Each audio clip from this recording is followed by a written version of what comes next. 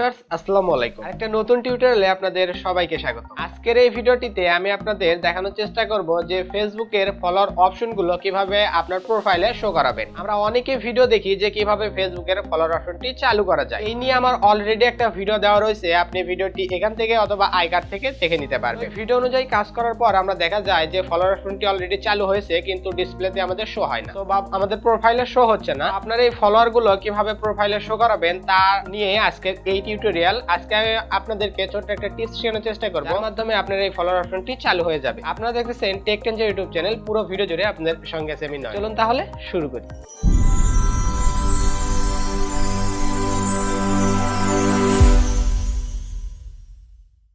Hello viewers, welcome back. আমরা স্ক্রিনে চলে এসেছি। ভিউয়ার্স, আপনারা যদি খেয়াল করে দেখেন তাহলে আমার প্রোফাইলে কতজন ফলোয়ার রয়েছে এটা দেখা যাচ্ছে না। আমার কিন্তু অলরেডি ফলোয়ার অপশনটি চালু করা রয়েছে।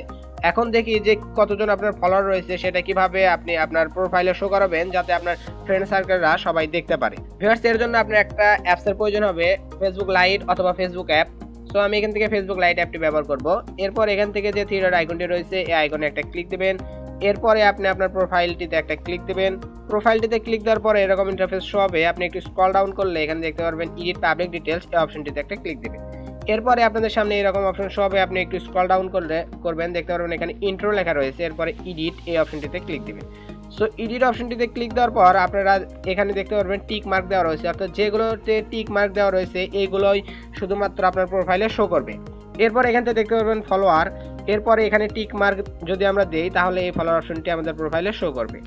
ভিউয়ার্স, আমরা টিক মার্কটি দিয়ে দিলাম, দেখতে পারবেন আমার ফলোয়ার হচ্ছে 76। এরপর আমরা সেভে ক্লিক দেব। সেভে ক্লিক দেওয়ার পরপরই দেখতে পারবেন যে আমাদের প্রোফাইলে ফলোয়ারটি যোগ হয়ে গেছে। ভিউয়ার্স, আপনারা খেয়াল করলে দেখতে পারবেন আপনার কতজন ফলোয়ার এটা এখন দেখা যাচ্ছে। এই ছিল আজকের এই ভিডিওটি খুবই ছোট্ট করে বানানোর চেষ্টা করেছি। ভিডিওটি ভালো লাগলে অবশ্যই একটা লাইক দেবেন, কমেন্ট করে জানাবেন। Thanks for watching this video.